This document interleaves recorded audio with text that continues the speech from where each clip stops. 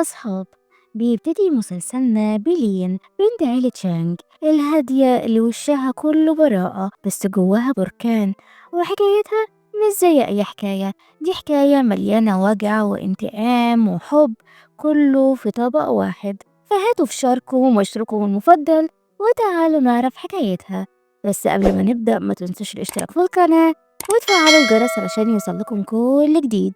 بطلتنا لين كانت لسه طالعة من السجن، بس هي مش مجرمة ولا حرامية، دي اتظلمت ظلم ملوش آخر. عمها ومراته الحربوقة هما اللي حبسوها، عملوا حوار ولبسوها كل الديون اللي كانت عليهم، لأنهم عايزين يحطوا إيديهم على آخر حاجة فاضلة من أملاك أبوها اللي بعد ما خسر كل حاجة أعلن إفلاسه ومات وهو مقهور.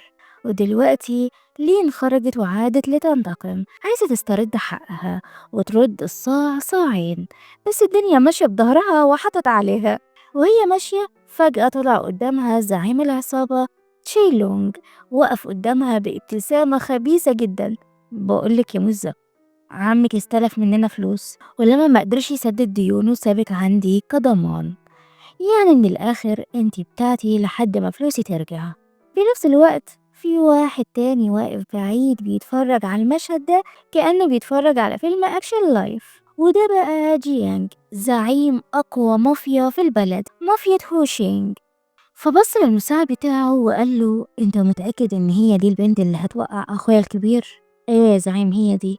فجيانج ضحك بسخرية، يا عيني، أرنوبة مسكينة وقعت في فخ أسد خبيث. وكان خلاص هيمشي لحد ما سمع صوت ضرب وصريخ، وبص تاني لقى لين بتضرب رجالة العصابة بكل برود، حركتها سريعة ونظراتها ثابتة. وجيانج ضحك جدا، دي ما طلعتش أرنوبة خالص، دي ثعبان سام.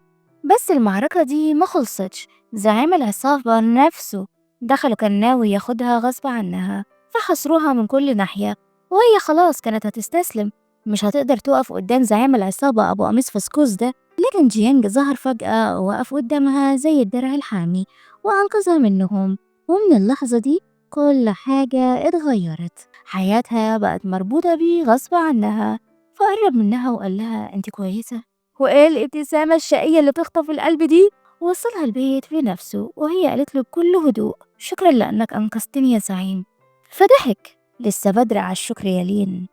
وفي لحظة رماها بقوة على الكنبة وهي اتجمدت مكانها. البطل اللي أنقذها من شوية قلب فجأة وبقى شرير وضحكته مستفزة، بس عسل عسل.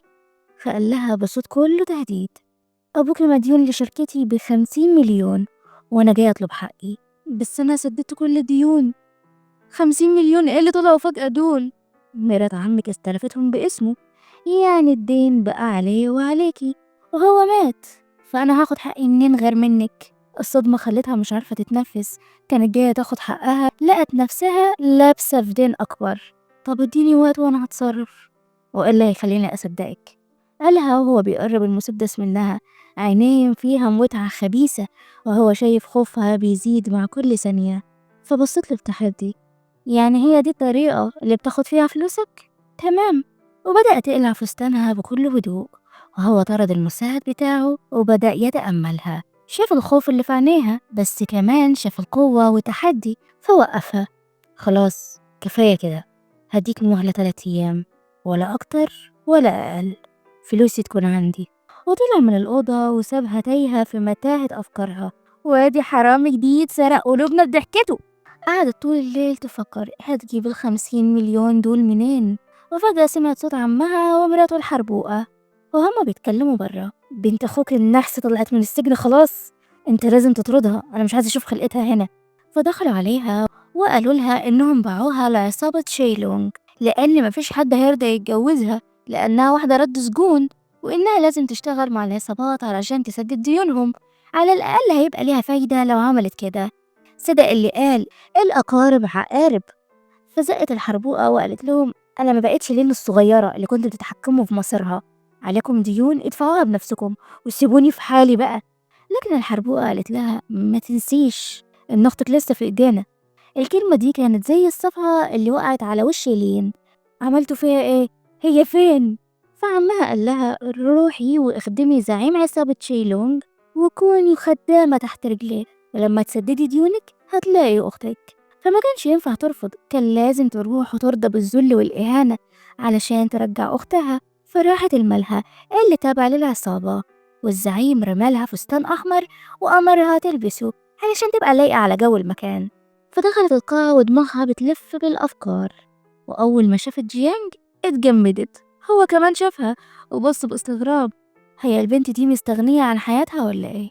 الزعيم قدمها لباي جونج، زعيم عصابة التنين، اللي أول ما شافها لمعت عيناه وانتفضت يمناه من شدة جمالها.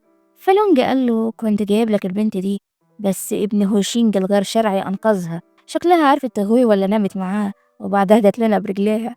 وباي جونج ما عجبوش الكلام ده، فقال لهم اكشفوا عليها، يمكن هو بعتها لنا كفخ. وبابتسامة مقززة كمل كلامه، وبعدين أنا عايز أعاين البضاعة بنفسي. وتشي لونج أمر رجالته يلمسوها ويقلعوها، ولين ما استحملتش فضربت أول واحد وبعده التاني والتالت، هتكسر أي دراع تحاول تلمسها، وهربت منهم. وجيانج ظهر فجأة مرة تانية، مسك إيديها ومشي معاها بكل ثقة. فلونج وقفه، زعيم جيانج، دي أرض عصابتي، انت كده تتخطى القوانين. فجيانج بصله ببرود، من امتى قوانين العصابات بتمشي عليا؟ وبحركة واحدة طحنهم كلهم، ولا أجدعها أميتاب باتشان بأفلام زمان. وبعد ما خلص خدها الأوضة الخاصة بيه، فسألته أنت بتنقذني ليه؟ فابتسم، لأني معجب بيكي. معجب؟ ولا عايز تنام معايا؟ فابتسامته زادت، لو فاضية ما عنديش أي مانع. فاتنرفزت من بروده ده وقالت له تمام، خلينا نخلص بسرعة. وبدأت تفك الحزام. هو اتفاجئ إنها خدت كلامه بجد، هو كان بيهزر، فكانت بتحاول تغويه علشان تخرج من هنا بسرعة. بس هو بعد عنها وقال لها عندي طلب، لو نفذتيه اعتبر الدين اتسدد. وإيه هو؟ عايزك تغوي أخويا الكبير. فاتصدمت، بس قالت بسخرية أغوي؟ إزاي يعني؟ مش عارف، بس الحركات اللي انت عملتيها دي مش كفاية. فقربت منه، خلاص علمني انت. علمها يا زعيم، علمها، ما انت خبرة. وفعلا علمها كل حاجة. وبعد ما خلصوا قال لها بكرة الساعة 7 جدي عامل حفلة عيد ميلاده، هاخدك معايا وأخويا هيكون موجود، وساعتها هتبدأ اللعبة. طيب بما إني هساعدك في الخطة، مش المفروض تديني حلاوتي؟ فضحك، غالي والطلب رخيص. بعد شوية بنشوفه جايب لها عصابة شاي لونج كلها راكعين قدامها. فمسكت السيجارة بتاعته وقربت من لونج، كنت عايز تعاين البضاعة مش كده؟ طلع لسانك. فكان متردد يطلع لسانه ليه، لكن جيانج زعقله، طلعه يا حيوان. فمد لسانه وهي طفت السيجارة فيه بكل برود. وجيانج كان قاعد بيتفرج ومبسوط بيها جدا، وقال للمساعد بتاعه الخطة نجحت، بس حاسس اني ندمان شوية. ليه يا زعيم؟ لاني هديها له، دي طلعت مسلية اكتر مما توقعت. وفي اليوم تاني الجد الكبير بتاع عيلة هوشينج كان عامل حفلة عيد ميلاده، كل العيلة متجمعة والدخان مال المكان. بس أول ما جيانج دخل الجو كله اتقلب. بابتسامة متعمدة قال لهم أعمامي الأعزاء، وحشتوني. الكلمة طلعت من بقه تقيلة كأنها تحدي مش سلام. ما حدش فيهم حتى حاول يرد عليه السلام والتحيات، النظرات كلها قرف وكره. قرب من جده وهو شايف اللامبالاة في عيونه، وقدم له علبة سيجار فخمة جدا. اتفضل يا جدي العزيز، جبت لك حاجة تقيلة كده من اللي انت بتحبها بدل السجاير المضروبة اللي عمي يقدمها لك. بس الصراحة يا جدي انت لازم تبطل تدخين، مش كويس على صحتك، ده انت رجلك والقبر. جده ما ردش عليه ولا حتى عبره، مد ايده وسلم على اللي واقف جنبه، الراجل اللي بيمشي لهم شغلهم. والحركة دي وجعت جيانج جدا، حس بالإهانة بس خباها ورا ابتسامة باردة وشد لين على جنب. شايفة الراجل اللي هناك ده؟ ده اللي هو فاو، جدي خطب بنته لأخويا كيم، والخطوبة دي لو كملت للآخر اللعبة هتخلص، وأخويا هيبقى الحاكم الجديد لهوشينج. فدينا استغربت، يعني انت عايزني أغوي واحد خاطب أصلا؟ طيب افرض طلع بيحب خطيبته ومش هيبصلي؟ فضحك، بالظبط كده اغوي، بس انت شاطرة أنا عارف. وفجأة الجو كله اتغير، القاعة سكتت وكل العيون راحت ناحية الباب. كيم دخل القاعة، كاريزما بتمشي وراه كأنها ظله، الأخ الأكبر الضابط المحترم اللي الكل بيخاف منه ما عدا جيانج بيكرهه كره العمى. لكن لين أول ما شافته عينيها دمعت وقلبها دق بسرعة، ده نفس الضابط اللي أنقذها في السجن، نفس النظرة، نفس الهدوء اللي كان بيطمنها وسط الرعب. هي المفروض تشكره مش تأذيه.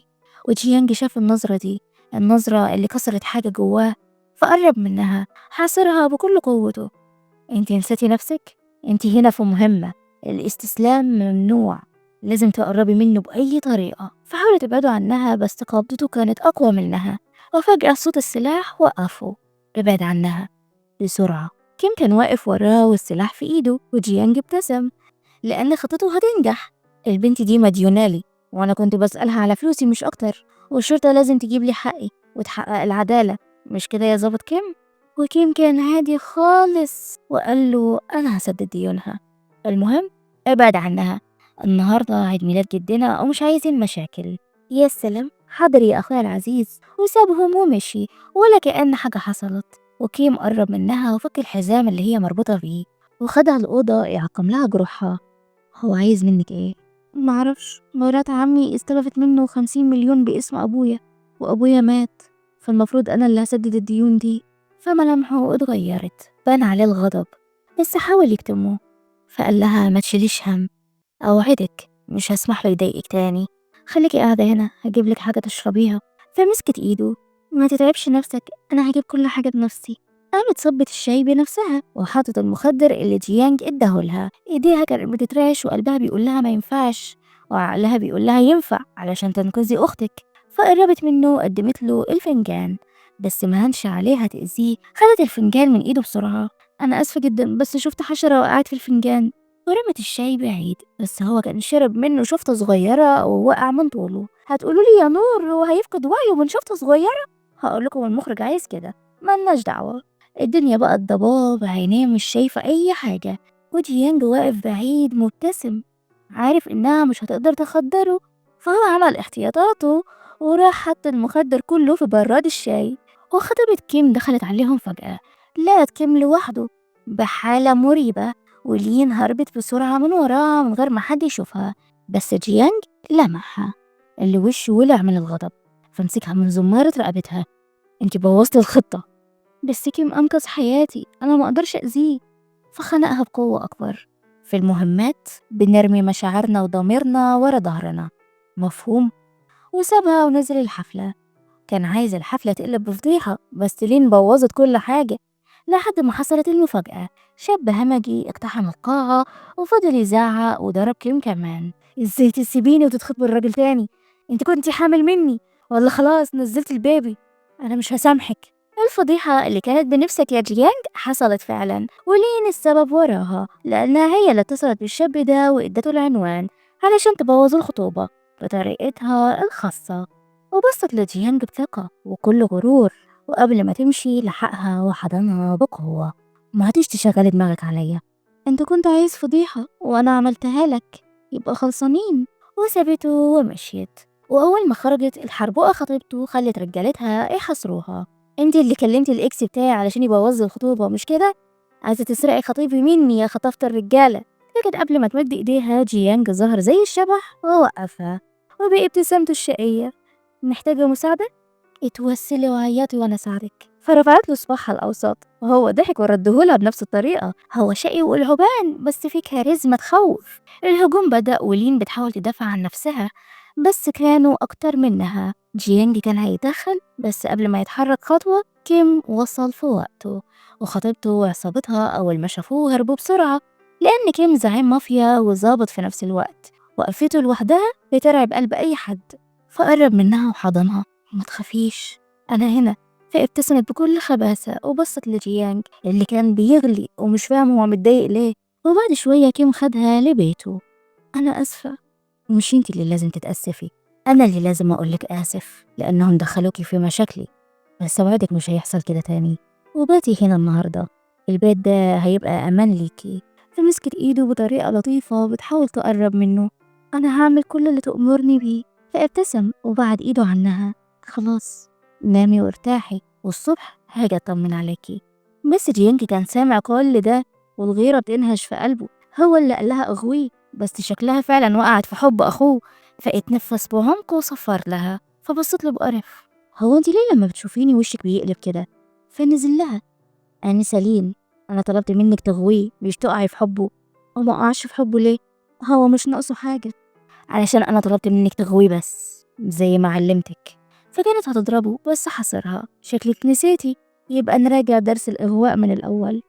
مش خايف أخوك يرجع ويكشف خطتك؟ ما تقلقيش، هو مش هيرجع دلوقتي خالص، بس واضح إن كان محترم فعلا ومالوش في شغل العصابات. انت عايز تتبلى عليه. وجيانج سكت لحظة ونظرته بقت أعمق، وافتكر زمان لما أمه ماتت وهو طلب من كيم إنه يساعده، بس كيم سابه ومشي. دي أمك انت، أنا مالي. فكتم حقده وقال لها كيم مش ملاك ولا هو شخص كويس، اوعي تكوني مفكرة إنه انت اللي جبتي عشاء خطيبته ده. أصل بذمتك كان هيدخل القصر ازاي وسط الحراسة دي كلها؟ قال لما يكون حد من جوه هو اللي ساعده. والمشهد قلب على كيم اللي فعلا كان بيتفق مع الراجل ده في السر، يعني طلع سوسة من تحت لتحت وعمل فيها ملاك علشان محدش يشك فيه، بس هو شيطان وخبيث. وفي اليوم التاني بعد الليلة جامعة مليانة بالهق والمق والتربق، لين حاولت تطرده. مش خلاص خدت اللي انت عايزه؟ يلا وريني عرض كتافك. بس هو كان بيبتسم ببرود. ما علينا، يلا ندخل في المهمة التانية. مهمة؟ أيوة مهمة. عايزك تسرقي موبايل كيم وتجيبي منه السجلات اللي تثبت إنه على علاقة بعصابة التنين وبعصابة شيلونج كمان.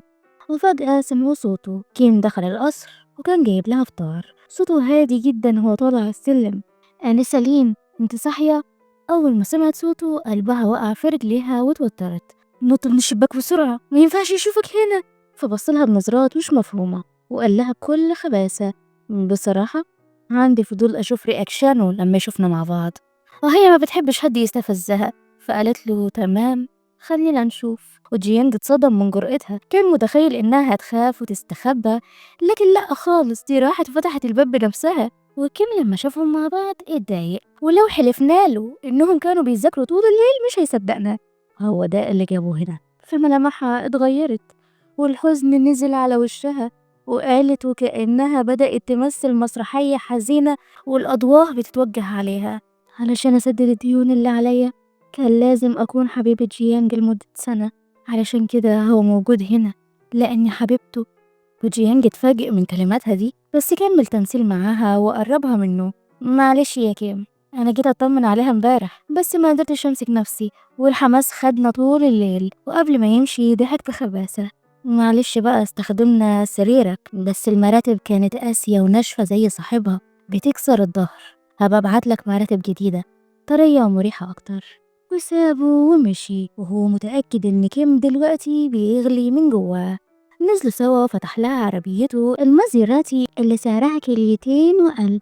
هو انتي مش خايفة إنه يغير عليكي ويبعدك عني؟ فضحكت وقالت له بكل ثقة، الغيرة دي بنزين العلاقات، علشان أكسبه لازم أعرف غيرته هتوصله لحد فين. وجيانج ابتسم بإعجاب، كانت غامضة ومثيرة بشكل يجنن. فطلعت تليفونها وبدأت العد التناسلي، 3 2 1. وتليفونها رن. مكالمة من كيم، لو فاضية ممكن أشوفك بعد الظهر. تمام، ابعتلي المكان والساعة. وجيانج ابتسم بحماس، اللعبة بدأت خلاص. بعدها بنشوف لين كانت قاعدة مع كيم، الجو بينهم هادي وفي توتر مكتوم. انتي ما تعرفيش جيانج عايزك في ايه غير قصة الديون دي؟ فهزت دماغها، لا مش عارفة. أصل جيانج ده أخويا الغير شقيق، بيكرهني من زمان، بيدور على أي طريقة علشان يأذيني بيها، وأنا خايف يكون دخلك في خططه ومشاكله وبيحاول يأذيكي. وسكت للحظة وبص في عينيها، أنا عايزك تبعدي عنه يا لين. فابتسمت بحزن وقالت بنبرة مليانة وجع مزيف، بس أنا للأسف ما أقدرش أبعد عنه لأنه ما عنديش مكان أروحه ولا أي حد يحميني منه. بس أنا هنا، اعتمدي عليا، هكون جنبك كصديق علشان ما تفهمينيش غلط. فابتسمت له بهدوء وغيرت الموضوع، ايه ده زرار بدلتك مقطوع، استنى اصلحهولك بنفسي. وقامت تقف جنبه، صباعها لمس قماش قميصه، فقلبه اتخبط بين ضلوعه. كانت قريبة منه جدا، بتمثل انها بتخيط له الزرار بس في الحقيقة كانت بتحاول تسرق تليفونه. ولسه حظها خطيبته الحربوقة دخلت في اللحظة دي وشافتهم في الوضع ده، لكن حاولت تطنش وقعدت معاهم. كويس اني شفتك يا لين، كنت جاية اعتذر منك على اللي حصل المرة اللي فاتت لاني فهمت غلط. فلين ابتسمت، يلا عادي حصل خير. فالحربوقة بصت لكيم وقالت له بقولك يا حبيبي، مش كنت عايز عاملة نظافة للسجن؟ ايه رأيك تاخد لين؟ طالما هي بتدوري على شغل، انتي عايزاها تكنس وتمسح الأرض؟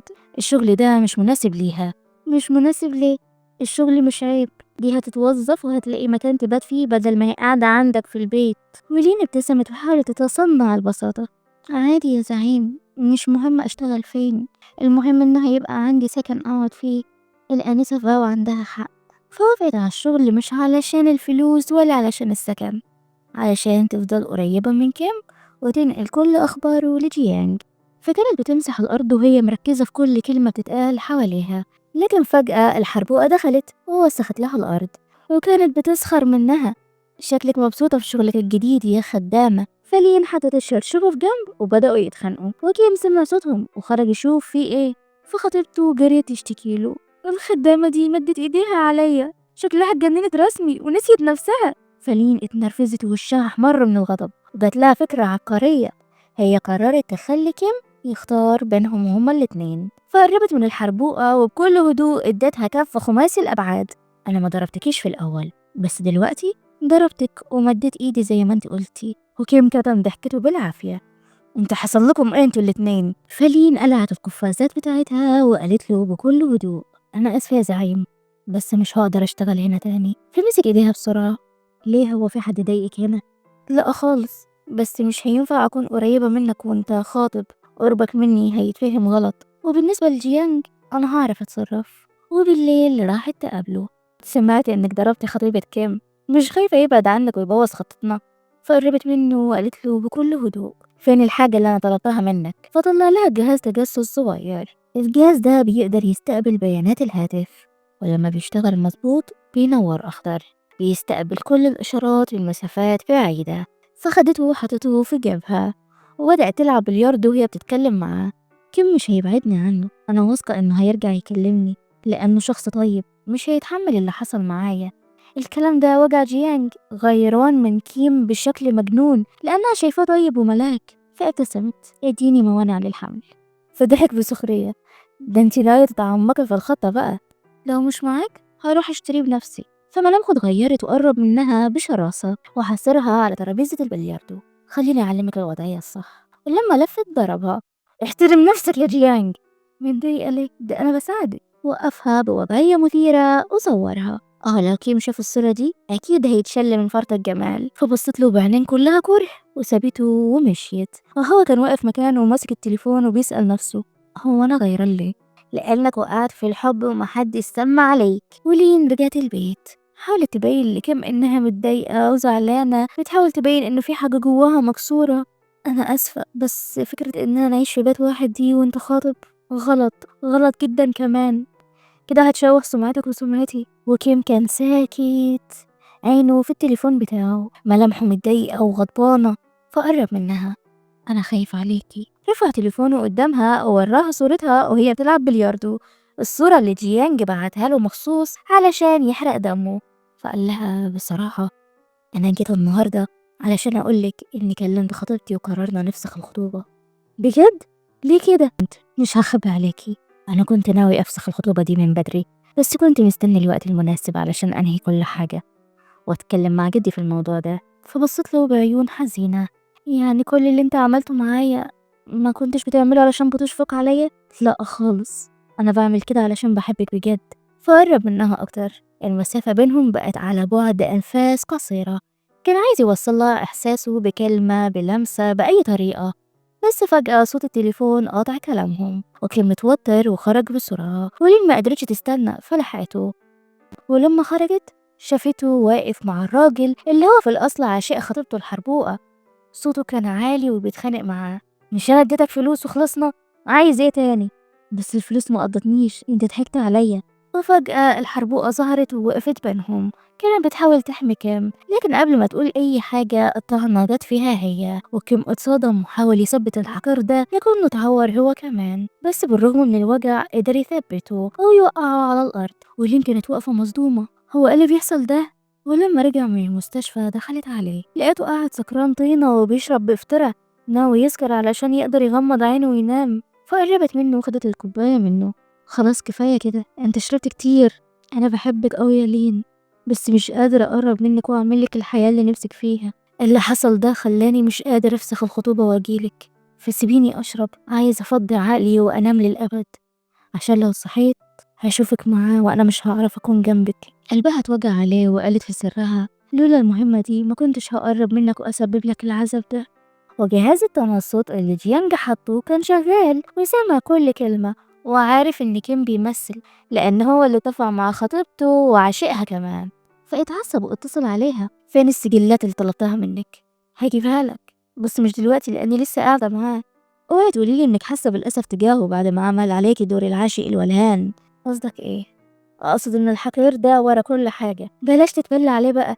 كيم طيب قلتلك مستحيل يعمل حاجة زي كده. فضحك. كيم بيكرهني، هيعمل أي حاجة علشان يبعدك عني. هو بيعمل كده من زمان، أي حاجة تقرب مني لازم ياخدها. أنا شفته وهو بيعذب القطة بتاعته من 10 سنين علشان قربت مني ودخلت أوضتي. ده واحد مريض، فانجزي وهات السجلات بسرعة. وبعد شوية لين راحت له وجابت له الفلاشة والسجلات اللي هو طلبها، وقبل ما تسلمها له قالت له قولي أختي فين. فأداها صور لأختها علشان يطمن قلبها إنها بخير وكويسة. أيوة يعني هشوفها إمتى؟ قلتلك هجيبلك أختك لحد عندك في آخر المهمة.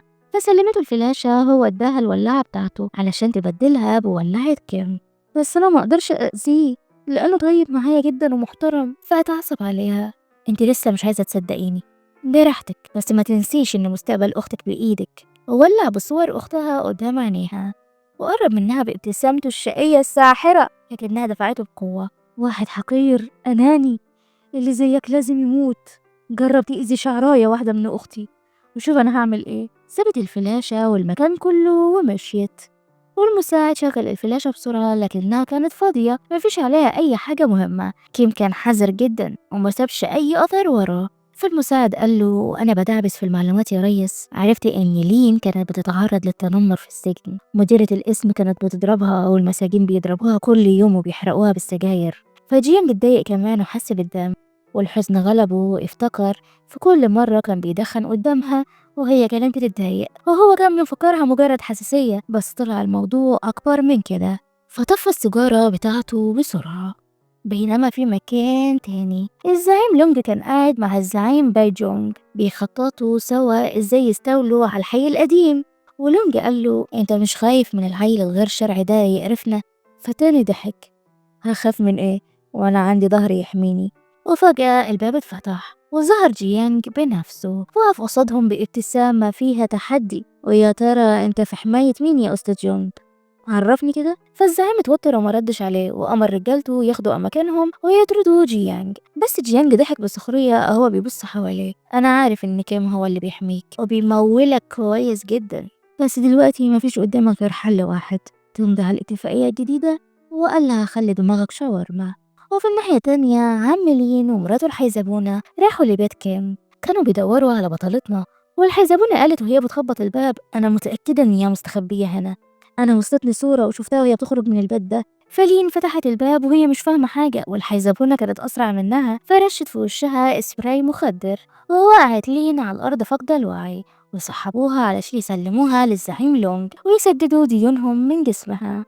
وفي الوقت ده جيانج خلى الزعيم باي يمضي على الاتفاقية الجديدة بكل سهولة، لكن فجأة لونج دخل القاعة وهو ماسك لين بكل قوته، وكان باين إنها دايخة ومش حاسة باللي بيحصل حواليها.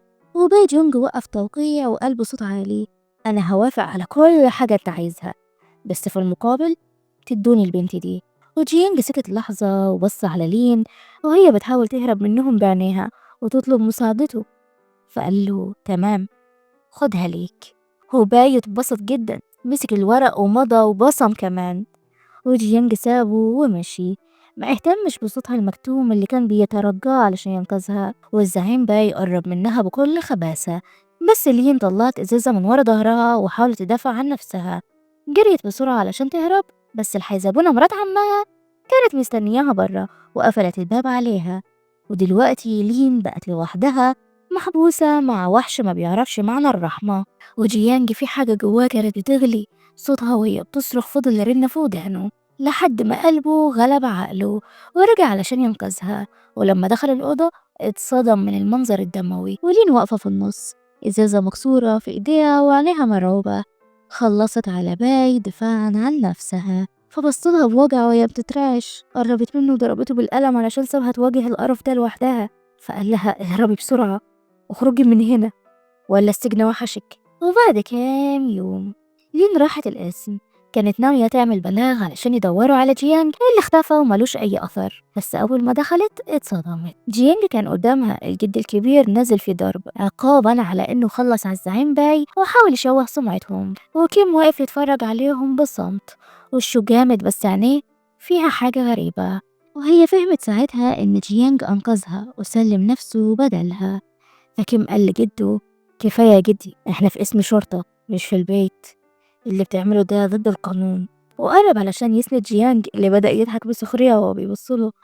يا أخويا العزيز، تمثيلك اتحسن جدا بقى تحفة. ضحكته دي نرفزت الجد الكبير وقال بصوت مليان غضب الواد ده مش هيتربى، احبسوه يمكن يعرف معنى الاحترام. وهما بياخدوه لين كانت واقفة في الناحية التانية وشايفاها بيبتسم رغم الدم والوجع، وقالت في سرها هو بيبتسم حتى هو في الوضع ده. فكيم قرب منها انتي بتعملي ايه هنا؟ فما قدرتش تقوله الحقيقة وابتسمت. انا جاية اطلب اشتغل هنا تاني في السجن كعاملة نظافة. وبالفعل استلمت شغلها في القسم لأن دي الطريقة الوحيدة اللي هتقدر تشوفه بيها. فدخلت الزنزانة ولما جيانج شافها اتصدم. واو، ايه المفاجأة الحلوة دي؟ بتعملي ايه هنا؟ انا بشتغل هنا. فضحك بسخرية وهي طنشته. الإصابة اللي في ظهرك محتاجة تتعالج، يلا اقلع. فبصلها بثقة وتحدي ومسك القميص بتاعه قطعه بكل سهولة. ما عندوش تفاهم، هو لسه هيفتح زرار الواحد خلقه بقى أضيق من البنطلون الجلد. وهي اتوترت من عينه ونظراته. لف. فلف واداها ظهره وبدأت تنظف جروحه بكل صمت. ولمحت آثار لخربشات قديمة فسألته الخربشة دي من ايه؟ فضحك بشقاوة معقولة نسيتي؟ دي منك. ياه، ده انت خربشتيني كتير قوي. فاتكسفت وضغطت على الجرح بقوة. بس هو ضحك أكتر، بيستمتع هو بينحي فيها. انت جاية تداويني علشان خايفة عليا ولا خايفة أموت في الحبس وما تعرفيش توصلي لأختك؟ ولا ده ولا ده. أنا جاي أشكرك لأنك أنقذتني واستحملت الضرب ده كله علشاني وعلشان أنا ما بحبش أكون مديونة لحد، فهعوضك. فبصلها بنظرة عميقة وقال لها أيوة، عوضيني دلوقتي. وسحبها بقبلة قوية بس هي بعدت عنه وهو همس لها بصوت واطي بدليني. كيم واقف بيراقبنا، لازم نجننه ونخليه ينهار، خليه يفهم انه حتى لو انا قتلة انتي مش هتحبي حد غيري. وفعلا قربت منه والمشهد كان نار قدام كيم اللي واقف بعيد ووشه بيغلي من الغيرة. فسابهم ومشي ولين زق جيانج بقوة ناسي انه مصاب. انا هساعدك تخرج من هنا بس في المقابل رجعلي اختي. فابتسم بغرور. انا عندي طريقتي الخاصة اقدر اخرج من هنا وقت ما احب، مش محتاج مساعدتك. بس انا كنت قطع كلامها. أنا نعسان، اتفضلي اطلعي برا. وفي اليوم التاني الجد وصله خبر إن المشروع الجديد تم وصفقة الذهب نجحت بسبب خطط جيانج العبقرية. فاتبسط جدا وطلب من العم زانج يدفع له الكفالة. ولما خرج وقف قصاد لين وقال بابتسامة باردة انتي مش هتقدري تتخلصي مني بسهولة. انت عايز مني ايه؟ فقرب منها. عايزك تحملي من كيم ويكون في بطنك الجميل ده عيل منه. فاتصدمت وعينيها اتسعت، الراجل ده مجنون رسمي. وقبل ما يمشي قال لها ابقي افتكري اختك قبل اي مهمة، قشطة. وسابها ومشي. وفي الناحية التانية كيم كان شايفهم من بعيد فكلم عمه اللي دفع الكفالة لجيانج وقال له لازم نخلي الجد الكبير يكرهه، الولد ده خطر علينا. فعمه قال له بس واضح ان البنت لين دي خبيثة. فكيم ضحك ولا خبيثة ولا حاجة، دي طيبة جدا ماشية ورا أوامر جيانج. بس ما تخافش، أنا أعرف أسيطر عليها بطريقتي. وفي نفس الليلة لين كانت نازلة تشرب مية واتفاجئت بكيم طلع قدامها زي عفريت العلبة. فقال لها أنا شفتك انت وجيانج لما كنتوا في الزنزانة. فاتوترت بسرعة ولقت نفسها بتحضنه وهي بتحاول تهرب بالكلام. هو اللي أجبرني أقرب منك، ما عنديش أي وسيلة تانية أهرب منه، أرجوك يا كيم أنقذني منه. كلامها لمس قلبه حتى لو عارف إنها بتكذب، بس قلبه كان ضعيف قدامها. قرب منها بكل هدوء وحضنها. ما تخافيش، أنا هحميك كويس. فبصت له بعينيها اللي مليانة حزن. انت طيب قوي معايا، وحاولت تقرب أكتر تنفذ المهمة اللي اتكلفت بيها. بس كيم كان أذكى منها، عارف إن جيانج وراها فبعد عنها. أنا معجب بيكي وبحبك، بس لسه بدري على الخطوة دي. مشاكلي مع عيلة خطيبتي لسه ما خلصتش، ولو قربت مني دلوقتي هظلمك. مش مهم، أنا بس عايزة أكون معاك. بس أنا مهتم ومش عايزة أستغلك. روحي نامي دلوقتي والصبح هنتكلم. وفي اللحظة دي جيانج كان واقف برا وشايف خيالهم من ورا الستارة، وهم في حضن بعض، وكل حركة منهم كانت بتولع النار اللي جواه. قلبه بيتحرق زي السجارة اللي في ايده. فالمساعد سأله: مالك يا زعيم؟ شكلك مش على بعضك ليه؟ شكلي ندمت على شوية قرارات، بس خلاص فات الأوان على إن أصلحها. وفي اليوم التاني كان نازل من بيته بسرعة وواضح عليه التوتر. فقالت له: انت رايح القسم بدري النهاردة؟ ايوه، في حاجات كتير حصلت الايام اللي فاتت ولازم نحقق في جريمة باي جونج كمان. هو انت تعرف باي جونج؟ ايوه طبعا، باي جونج ده كان صاحب ابويا وبيعتبرني زي ابنه. بس الغريب انه بعتلي رسالة قبل ما يموت واتصل بيا كمان، بس انا معرفتش ارد عليه، كنت مشغول ساعتها. ودلوقتي الموضوع كبر وبقى ليه علاقة بجيانج. احنا شاكين ان في حد من عصابة شيلونج هو اللي حرض جيانج علشان يخلص على بايجونج وياخد عقد تطوير الحي القديم. بصي الموضوع معقد ومش هعرف اشرحهولك، فخدي بالك من نفسك يا لين. وسابها ومشي، وهي فضلت غرقانة في دوامة الأفكار. هي لسه فاكرة لما جيانج قال لها إن كيم هو اللي بيوقع بين العصابات علشان ياخد مشروع تطوير الحي القديم وبيخلص عليهم من غير ما يلمسهم، لأنه ذكي وناصح جدا، عايز الساحة تفضله لوحده. وهي وقتها ردت عليه وقالت له: مستحيل، كيم طيب وعمره ما هيعمل حاجة زي كده. وفجأة تليفونها رن: تعالي قابليني دلوقتي حالا. وبعد شوية راحت له البيت ووشها باين عليه الحيرة والقلق. فجيانج استقبلها بابتسامته الباردة: ها، عملتي ايه؟ ليلة امبارح كانت كويسة؟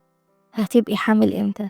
فضحك بسخرية: اصل انا عارف كيم باين عليه انه مش جامد للدرجة دي، محتاج يحاول كذا مرة لحد ما تخلفي. فاتعصبت: كيم مش بيهتم بالحاجات دي، هو بيقدر العلاقات وبيحترم الست اللي معاه، مرضاش يقرب مني مهما حاولت اقرب منه، مش زي ناس تانية بتحاصرني في كل حتة وبتستغل ضعفي. فوش جيانج قلب فجأة: يعني قصدك ان انا بقيت من الناس التانية دلوقتي؟ وقبل ما ترد شالها ورماها في المسبح: انت لسه ما تعرفينيش كويس علشان تحكمي على شخصيتي.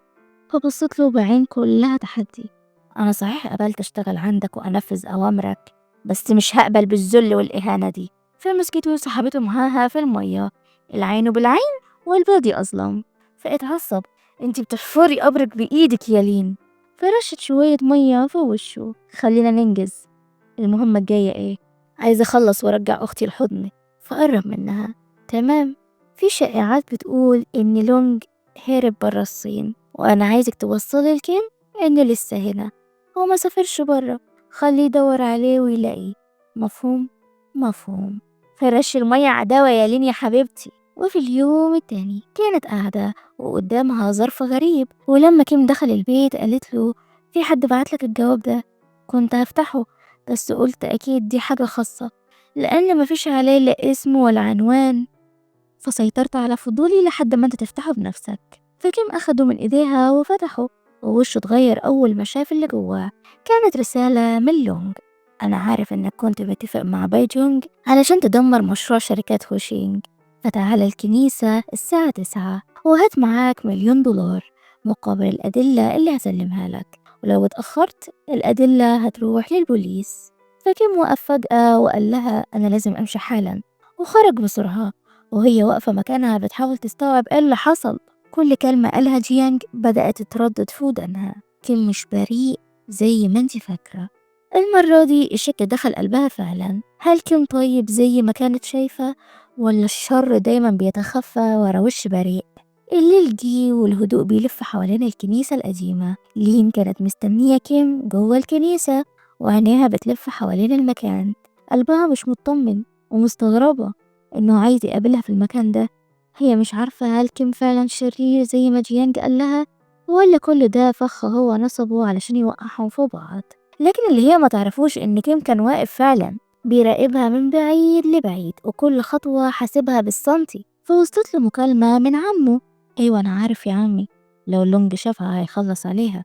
فعمه قال له يبقى لازم تروح تنقذها. أكيد هروح، بس مش علشانها، علشان أخلص على الحقير اللي قدامها.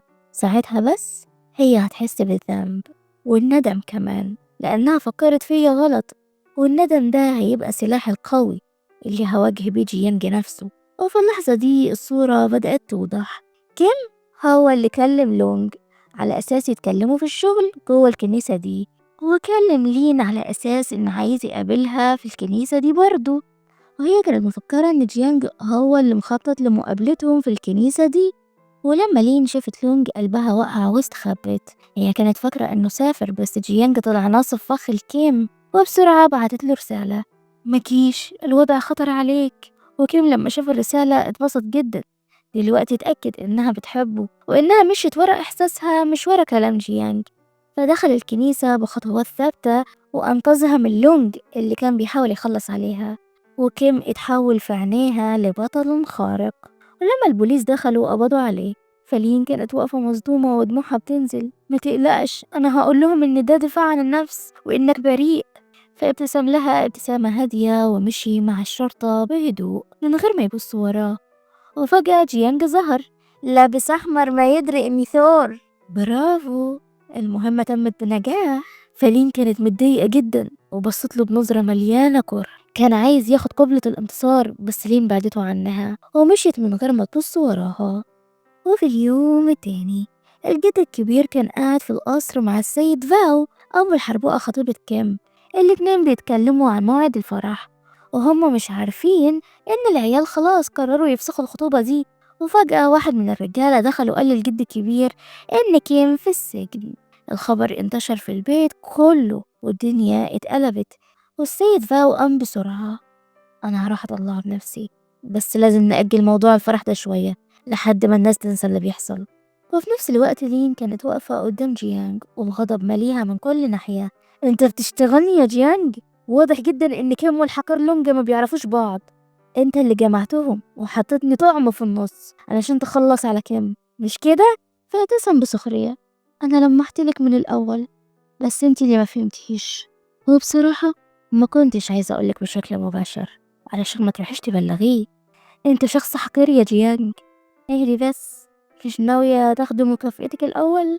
وفي اللحظة دي الباب اتفتح، وأختي لين دخلت وهي بتجري عليها حضنتها بكل قوتها. ودموعهم نزلت، وجيانج واقف بعيد بيتفرج عليهم، وأمر رجالته يجيبوا للكتكوتة دي حلويات وكل اللي هي بتحبه. فالأخت الصغيرة كانت قاعدة بتاكل وهي مبسوطة، ولين جنبها بتبص عليها بحب. فأختها سألتها: هو احنا هنرجع نعيش مع بعض امتى؟ قريب جدا يا روحي، قريب هخلص شغلي وارجع اخدك. بس اسمعيني كويس، انتي لازم تخلي بالك من عمو جيانج لانه مش لطيف زي ما انتي شايفاه. بس عمو جيانج لطيف جدا، ده بيجيب لي حاجات حلوة. بصي جاب لي دبوس الشعر ده على شكل فراولة. انتي بس اللي مش عارفة تحبيه، لكن هو طيب. وقامت قربت من بطلنا: عمو جيانج، علمني العب بلياردو زيك. فابتسم لها: ماشي يا أمورة، تعالي أوريك ازاي بنمسك العصاية. وبدأ يلعب معاها، ولأول مرة من سنين طويلة جيانج كان بيضحك من كل قلبه. المساعد قرب من لين وقدم لها المشروب. أنسة لين، الزعيم جيانج مش دايما وحش وقاسي، بالعكس هو لطيف ومراعي، بس ما بيرضاش يبين. ده حتى النهاردة عيد ميلاده وهو عمره ما احتفل بيه قبل كده. فاستغربت: ليه يعني؟ مش فاهم. أصله هو صغير مامته كانت رايحة تجيب له كيكة يوم عيد ميلاده، لكن جاتها نوبة قلبية في الطريق وماتت بسرعة. ومن يومها وهو بيكره اليوم ده وبيشوفه يوم نحس وشؤم عليه. فلين افتكرت كلام الجد لما كانوا في القسم وبيزعقله: هو انت ما حرمتش؟ مش كفاية قتلت امك؟ وقتها فهمت ليه جيانج دايما قاسي وليه الناس بتخاف منه. حست ان جواه طفل مكسور مش شيطان زي ما الكل فاكر. وبعد شوية جيانج نزل من فوق بعد ما غير هدومه، واتفاجئ بلين وأختها عاملين له عيد ميلاد والكيكة في النص، والبنت الصغيرة كانت بتغني له: انزل يا جميل في الساحة اتمخطر كده في الراحة. فضحك غصب عنه، وهو اللي عمره ما حب اليوم ده. بس ما قدرش يكسر فرحتهم، خصوصا لما شاف عيون أخت لين بتلمع. فقعد وسألها: انتي اللي جبتي الكيكة ولا أختك؟ لين اللي جابتها. فبص لين بابتسامة دافية: أتمنى إنك مش حطالي فيها سم وتموتيني يوم عيد ميلادي. فبصت له بقرف. وبعد ما خلصوا سهرتهم اللطيفة، لين كانت قاعدة تغني تهويدة لأختها الصغيرة لحد ما نامت. وجيانج دخل بهدوء علشان ياخد أختها. المهمة لسه مخلصتش يا لين، انتي عملتي نصها، أول ما تخلصي الباقي أختك هترجع لك. فدموعها نزلت وهي بتبص على أختها النايمة. طيب المهمة الجاية امتى؟ يوم الأربعاء الجاي. بس يوم الأربعاء ده أنا لازم أستقبل كيم لما يخرج من الحبس. لكن جيانج مردش عليها. وجي يوم الأربعاء المنتظر. كيم وأخيرا خرج من السجن بعد تحقيقات طويلة ومليانة توتر، ولين استقبلته برقتها المعتادة وحضنته. وهو ما ضيعش الفرصة، زود جرعة الحميمية أول ما شاف جيانج واقف يبص عليهم من بعيد عايز يضايقه وخلاص. فمسك ايديها ودخلوا البيت سوا. وجيانج كان بيغلي من جواه، فبعت لها رسالة: اطلعي قابليني حالا. وقال لها: ادخل اجيبك بنفسي. ولأنها ما تقدرش ترفض له أي طلب فراحت له. وكان متعصب ومتضايق جدا وحاصرها بقوة. بتضحكي أول ما كيم يلمسك وبتدوبي بين إيديه زي الآيس كريم، لكن أول ما أنا أقرب منك بتبصيلي بنظرة مليانة كره كأني بقرب منك غصب عنك. فاتراجعت وحاولت تبعده لكنه قرب أكتر. كان عايزة تحس بناره وبالغيرة اللي بتاكله من جوه. وكل مرة يقرب كانت بترد بكف على وشه، كل قبلة قصادها كف، لحد ما خده ورم: لو سبتيني ألمسك مع كل قبلة هديكي مليون تسددي ديونك. فدموعها نزلت وتعصبت من الإهانة دي. تمام لو كده أنا موافقة. وقربت منه وبدأت تبوسه وهي بتعد كل قبلة بمليون لحد ما خلتهم 5 مليون. وبعدت عنه. مسحت دموعها بكل قوتها: يلا اديني ال5 مليون. فضحك وهو متعصب وكلم السكرتيرة وطلب منها تحول 5 مليون لحساب لين. ولما التحويل تم خدت المشروب واتمضمضت بيه قدامه ومسحت شفايفها بقسوة بتحمي طعم القبلة. وعملتها دي استفزته جدا، بس حاول يمسك أعصابه: لو عندك كلام اتفضل قوله، ولو مفيش سيبني أمشي. طبعا عندي كلام. سمعتي إن كيم دخل في صفقة مخدرات، عايزك تتعبسي وراه وتشوفي لي مكان الصفقة دي فين، تمام؟ وفي اليوم التاني جيانج راح لبيت جده وكان جايب لين معاه. جماعة أحب أعرفكم، دي لين حبيبتي. فجده اتفاجئ: استنى كده، أنا شفت البنت دي قبل كده في مركز الشرطة تقريبا. هو كيم ما قالكش يا جدي؟ أصله ضرب واحد من فترة علشان يحمي حبيبتي، وده زود فضولي بصراحة. فقعد قدام أخوه وسأله: ممكن تقولي يا كيم كنت بتعمل ايه مع حبيبتي لوحدكم في كنيسة مهجورة في نص الليل؟ فجده اتكهرب من الكلام ده وبص لكيم بسرعة: ما تنساش انت واحد خاطب، ما ينفعش تعمل التصرفات الغلط دي. فكان فهم ان جيانج بيحاول يوقعه قدام العيلة، بس كتم غضبه: انا كنت بحاول اساعدها. وسكت لحظة وبعدين فجر القنبلة اللي خلت الكل يتجمد: انا كنت بحاول اساعدها لاني بحب الانسة وكان لازم احميها. فجده اتعصب اكتر: لا لا لا انت مجنون رسمي، انت هتشيلني، حماك لو عرف هيولع فينا، ده انت هتودينا في داهية كلنا. فكيم رد بعصبية: طول عمرك مهتم باسمك وشغلك، عمرنا ما كنا في أولوياتك. تقدر تقولي انت امتى عملتيني كبني آدم؟ ولو لمرة واحدة بس فكر فيا وبمشاعري.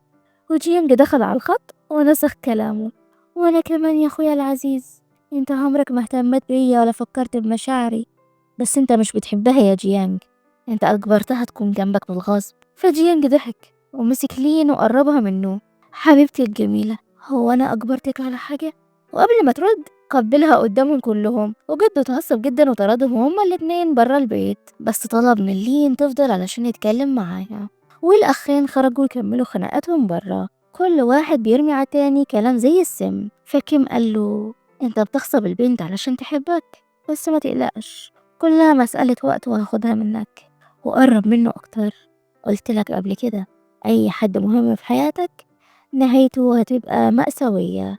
فجيانج فقد أعصابه: جرب تقول الجملة دي تاني وأنا هقطع لسانك. فكيم قرب منه أكتر وقالها له تاني بنفس الهدوء، وجيانج ضربه بكل قوته. وفي اللحظة دي لين خرجت وشافت المشهد ده من بعيد، وكالعادة يا سادة صدقت اللي عينيها شايفاه، وافتكرت إن جيانج هو الوحش الشرير وكيم الملاك اللي بيحميها بجناحاته. فخدت كيم ومشيت، وسابت جيانج وراهم بيتحرق بالغيرة. كيم وهو ماشي بصله بابتسامة انتصار خبيثة، ولين دخلت تعالج وشه من أثر الضربة. فكيم سألها: هو جدي قالك ايه؟ ضايقك؟ هددك؟ فافتكرت كلام الجد ليها: لو انت مع جيانج فعادي، مش هشغل دماغي، لكن لو انت ارتبطتي بكيم دي هتبقى مشكلة سودة اتحطت على دماغنا كلنا، ومش هعديها لك بالساهل. فقالت له: لا خالص، هو بس سألني عن اللي حصل في الكنيسة، بس أنا عايزة أسألك سؤال. اتفضلي. هو انت ليه سبته يضربك وسكت؟ لأني كنت بختبر ردة فعلك، كنت خايف أضربه وتزعلي مني وتسيبيني وترجعي له لأنك بتحبيه، بس أنا مش بحبه. قربت منه علشان أعرف مكان أختي بس، مش أكتر من كده. وبكده قدر الشيطان كيم يلبس القناع الأبيض ويخلي لين تصدق إنها بين إيدين ملاك بريء، بينما في الحقيقة إنها في أحضان الشيطان بيتحكم فيها زي الخاتم في صباعه. وبالليل كيم كان في الملهى مقضيها خمر ونساء، يعني لا هو ملاك ولا ظابط شريف، ده حاجة ما شافش بربع جنيه تربية. قاعد وسط الدخان والمزيكا العالية وضحكته الخبيثة مالية المكان، وعمه قرب منه: الموعد اتحدد، الصفقة هتبقى في البيت بتاعك، لأن ده المكان الوحيد الآمن في المدينة كلها، كده محدش هيشك فينا ولا يقدر يقرب مننا. فكيم ابتسم بغرور: ممتاز، مفيش مكان أنضف من البيت علشان تتعامل فيه صفقة قذرة. بس يا كيم، البنت اللي اسمها لين ما هي بتشتغل مع جيانج وانت سايبها في بيتك، مش الأحسن نبعدها عن طريقنا قبل ما توقعنا؟ فكيم ضحك ضحكته الخبيثة: سيبك منها يا عمي، دي مجرد لعبة دومية بتسلى بيها، مش هتعمل أي حاجة. بس عمو ما كانش مطمن وخرج من الملهى بسرعة، وتدمر رجالته يخلصوا على بطلتنا بكل نظافة، ما يسيبوش أي أثر وراهم. وفي اليوم التاني لين كانت في شغلها جوه القسم، وفجأة الباب اتفتح ودخل عليها واحد بلطجي. انت دخلتي هنا ازاي وعايز مني ايه؟ في حد طلب مني أخلص عليكي. فابتسمت بسخرية وهي بتحط الشرشوبة على جنب: ياه، وأخيرا، ده أنا كنت مستنياك من بدري جدا. وفجأة جيانج خرج من ورا العمود، وواضح إنه كان مترقب اللحظة دي. هو ولين كانوا جاهزين ونزلوا في الراجل ضرب لحد ما ثبتوه على الأرض. فجيانج قال له: العم زنج اللي بعتك مش كده؟ قول لنا الصفقة هتتعمل فين وإمتى؟ فالراجل بدأ يقاوح ويتهز، لكن لما شاف نظراتهم المجنونة وحركات السيكوهات بتاعتهم انهار. خلاص خلاص، أنا هقول لكم كل حاجة. وبكده عرفوا مكان الصفقة، وجيانج بدأ يخطط إزاي يدخل العصابة من غير ما حد يشوف ويبلغ البوليس عليهم. لكن قبل ما يكمل الباب اتفتح ولين دخلت عليه بلبس جريء مكشوف أكتر ما هو مغطي. جيانج اتجمد مكانه، حرفيا هو نسي هو بيقول ايه. البنت داخلة زي السحر بخطوات واثقة وعيون ساحرة: أنا اللي هروح، محدش هيعرفني هناك، هيفكروني واحدة من فتيات المتعة اللي جايين للحفلة. فابتسم، بس القلق كان واضح على وشه: بس لو اكتشفوا هيودوكي ورا الشمس، ما تقلقش أنا هتصرف. فطلع من جيبه جهاز تنصت صغير وقال لها: خدي ده، بس لازم نخبيه في مكان ما حدش يكتشفه، لأنهم بيفتشوا أي حد بيدخل. وكان بيشاور بإيده على جسمها ومناطقها الخاصة. فاتكسفت وخدت الجهاز من إيده ومشيت. هو كان بيصفر لها بإعجاب. وبعد شوية وصلت البيت اللي المفروض هتحصل فيه الصفقة، والجو هناك كان غريب، الموسيقى شغالة والناس بترقص ورجال المافيا قاعدين بيتكلموا عن الملايين.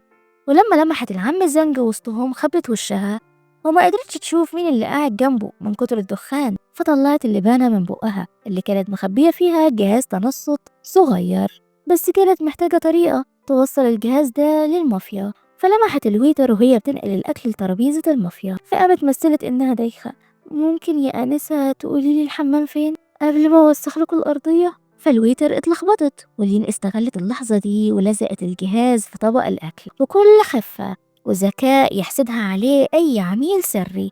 الحفلة خلصت والناس بدأت تمشي، ولين خرجت برا وهي فخورة بنفسها لأنها سجلت كل الاجتماع. لكن فجأة العم زانج وقف قدامها. كنت عارف إنك مش سهلة، طلعي الجهاز اللي معاكي. فلونها اتخطف. دي كانت آخر فرصة وآخر مهمة، لو فشلت كل حاجة هتنتهي.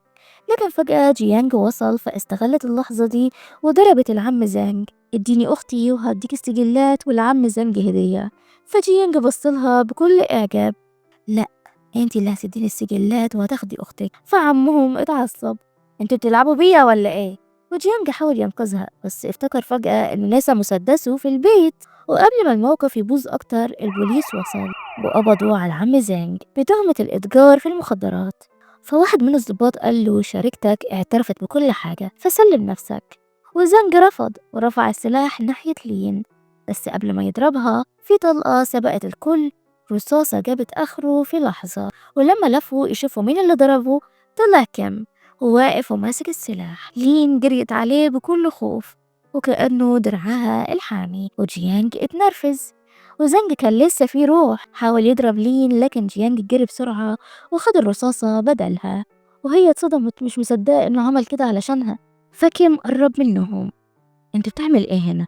نفس اللي انت كنت جاي تعمله يا اخويا العزيز. فكيم بصله بسخرية. طب انا جاي في مهمة، بقالي سنة براقب العصابة دي واخيرا قبضنا عليهم، بس انت خربت كل حاجة كالعادة. مرة تانية لبس وش الملاك البريء وساب اخوه غرقان في وجعه قدام عينيها. فكيم نده عليها علشان ترجع معاه، لكن لين بصت له بكل حزن. انا اسفة، مش هقدر اسيب جيانج لوحده واجي معاك. ولما رجعوا البيت كانت بتداوي جروحه ووشها كان حزين. فشكرته لأنه أنقذها. ما تشكرنيش، أنا عملت كده علشان أحميكي، بس أنا عارفة إنك عملت كده علشان جهاز التنصت اللي معايا، فما تضحكش عليا. فاتجاهل كلامها وقلب هدوء. أنا جبتلك أختك زي ما وعدتك، اديني الجهاز. فادته الجهاز وسألها هو انت شفتي كيم جوه القاعة بعينيكي؟ مش متأكدة بصراحة، الرؤية ما كانتش واضحة، بس سمعتهم هما بيحددوا موعد تاني للصفقة. فجيانج فهم اللعبة كلها. كيم الخبيث هو اللي وقع عمه في الفخ ده، ضحك على البوليس وخلاهم يصدقوه وينقلوه للمهمة دي علشان يترقى. يعني ضرب عصفورين بحجر واحد، كسب صفقة المخدرات واترقى في شغله. بس بسبب التسجيلات دي أنا هوقعه من فوق قمة المجد اللي هو بناها بالكذب والخداع. وفي اليوم التاني كيم كان قاعد مع حماه والراجل كان فخور بيه جدا بعد ما قبض على العصابة ومنحه ترقية كبيرة. الجو كان كله فخر وفرحة لحد ما الباب اتفتح فجأة وجيانج دخل ومعاه البوليس. أنا آسف لو خربت حفلتكم الجميلة دي، بس اللي قدامك ده هو رئيس العصابة الحقيقي وصاحب الصفقة. أنا جايب كل الأدلة اللي تثبت كلامي. وش كيم اتغير واتوتر وبصله بكل حدة. معلش يا حماية، بس اللي بيعمله ده ضد القانون لأنه مسجل الاجتماع من غير تصريح. فجيانج ابتسم. انت خايف مني ليه؟ يمكن علشان التسجيل هيكشفك. وشغل التسجيل والكل اتصدم لما سمعوا صوت العم زانج بيقول إن اللواء فاو حما كيم هو اللي كان بيساعدهم في شحن المخدرات. التسجيلات ما جابتش سيرة كيم خالص، دي فضحت ناس تانية وأولهم حماه. فالمكان كله اتقلب والبوليس قبض على اللواء فاو وجيانج واقف مصدوم مش مصدق اللي بيحصل. يعني ايه؟ كيم كان بيضحك علينا كلنا، كان بيحركنا زي العرايس جوه دواير مغلقة. بس النتيجة ان كيم اترقى مرتين وصدره بقى مليان بنجوم الفخر. اما جيانج استلم إدارة الشركات بدل جده. ولين سددت ديونها ورجعت أختها لحضنها وقررت دلوقتي تواجه الحقيقة. عايزة تعرف ايه اللي حصل لأبوها. وافتكرت اليوم اللي هو مات فيه. كان راجع البيت عرقان وتعبان وصوته مبحوح وقال لها لو حد سأل عليا قولي لهم أبويا سافر وروحي جيبي أختك من المدرسة بسرعة. فخرجت تجيب أختها ولما رجعوا لقوه واقع على الأرض مودع الحياة بسبب استنشاقه غاز سام. بس قلبها كان بيقول لها إن دي موتة مش طبيعية. فراحت بيت عمها بعد شهور من اختفائهم. استنتهم لحد ما رجعوا، وأول ما دخلوا ثبتتهم وخلتهم يمضوا ويبصموا على ورق التنازل عن البيت لأنه ده بيت أبوها، الحاجة الوحيدة اللي سابها لهم لما مات. وواجهتهم بكل قوة. شركة أبويا كانت ماشية زي الفل، اللي خلى الشركة تعلن إفلاسها فجأة. فالحيزبونة مرات عمها ضحكت بكل خباثة. اسألي الابن التاني لعيلة هوشينج، هو اللي يعرف السبب الحقيقي. جيانج ايه دخل بالموضوع؟ لأن أبوكي اتخانق معاهم قبل ما يموت، ده كل اللي احنا نعرفه. بعدها راحت له المقر بتاعه وشكرته، لأن بفضله قدرت تعرف موعد رجوع عمها، وقالت له ممكن أطلب منك طلب أخير؟ قولي. في حد قال لي إن وفاة أبويا لها علاقة بعيلتكم وشركتكم، ممكن تساعدني أعرف الحقيقة؟ فبصلها ببرود. انتي عارفة إن اللي بتطلبيه ده مستحيل، قوانين العيلة ما تسمحش بكده. فابتسمت ابتسامة حزينة ومشيت. كانت موجوعة، ما توقعتش إنه هيرفضها. أما هو فضل قاعد مكانه، والمساعد قال له مش ناوي تقول لها الحقيقة يا زعيم؟ هقول لها ليه؟ الحقيقة مش هتفيدها، دي هتوجعها أكتر، وأنا مش عايزة أوجعها. بعدها جيانج كان في اجتماع مع شريكته الجديدة شياو، بيناقش مشروع تطوير الحي القديم. والست دي كانت مبهورة بجماله وذكائه لدرجة إنها وافقت تستثمر فورا. فجده كان فخور بس مش عايز يعترف، لأن في نظرهم جيانج ده ابن غير شرعي وواحد صيع ملوش لازمة. بس أول ما كيم دخل عينه نورت ووشه ضحك. أحب أعرفك يا أستاذة، ده حفيدي الكبير المحقق كيم. والست انبهرت أكتر. الصراحة الواحد محتاج قلبين علشان يسعى للاتنين، لأن قلب واحد مش كفاية، ولا إيه يا بنانيت؟ فجيانج اتنرفز وخرج، وكيم كان واقف برا ووقفوا يتخانقوا زي عوايدهم. وجيانج بصله بكل حدة. أتمنى بعد الترقية بتاعتك تخليك في حالك وما تتدخلش في اللي ملكش فيه. وطفى السجارة في المشروب بتاعه ومشي. بعدها كيم دخل أوضة الست شياو وهي نايمة، وخد تليفونها وبعت رسالة لجيانج. أستاذ جيانج، قابلني في أوضة 288 علشان نناقش موضوع المشروع بسرعة. فجيانج ابتسم وطلع لها. هتقولي طيب هو دخل أوضتها ازاي يا نور؟ هقول لكم يا أصحاب، لأن كل ده فخ، ما انتوا خلاص لازم تكونوا اتعودتوا على حركات كيم وعمايله. لأنه خدر الست شياو وخلى موظفة الاستقبال تخدر جيانج علشان يوقعه في مصيبة، ويقول لجده إن شياو في علاقة مع جيانج، علشان كده وافقت تشتغل معاهم. يعني الصفقة دي كلها شمال. بس جيانج مش سهل برضه، فدخل الأوضة واستناه. وأول ما كيم دخل شربوا من نفس الشاي اللي فيه المخدر، والنتيجة إن الاتنين اتخدروا واتلخبطوا وبدأوا يتصرفوا بغباء. اديني العلاج بسرعة اللي يشيل أثر المخدر ده. يا غبي، مفيش أي علاج، أنا ما كنتش عامل حسابي إنك هتخدرني كمان، فما فيش أي حاجة تشيل الأثر ده غير الستات. وفي نفس الوقت ده لين كانت قاعدة تتغدى مع أختها الصغيرة. الجو هادي ولطيف، وقالت لها إنهم لازم يسيبوا الفيلا يروحوا مكان تاني. فالبنت بصت لها وقالت لها هو انتي لازم تختاري بين عمو شرطي وعمو جيانج؟ ليه يا حبيبتي بتقولي كده؟ علشان واضح ان الاتنين بيحبوكي. فالين اتلخبطت وما ردتش عليها، ووصلت لها مكالمة خلت وشها يتغير وقامت بسرعة. معلش يا حبيبتي أنا مضطرة أمشي دلوقتي، كلي أكلك واطلعي أوضتك. وبعدها وصلت الأوتيل ولقت الاتنين واقعين، نصهم صاحي ونصهم نايم، ومدوا إيديهم في نفس الوقت وقالوا بنفس واحد ساعديني، قوموا بينا على المستشفى. فكيم قال لها ما ينفعش نروح، الدكاترة هناك مش كويسين، هيفضحونا. يعني قصدكم مفيش غير حل واحد؟ تمام. فخدت مسدساتهم وقالت لهم أنا أقترح عليكم إنكم تمسكوا المسدسات دي وتضربوا بعض، يمكن صوت الرصاص يفوقكم. فالاتنين اتجمدوا من الخوف، عارفين إنها مش بتهزر. وكيم اترمى على السرير وأغمى عليه، وجيانج فضل يضحك. أعمل فيها سبع البرومبا أهو نام.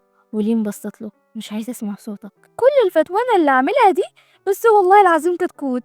انت لازم تقولي الحقيقة، مين قتل أبويا؟ الأول لازم تهدي، بلاش الطريقة دي.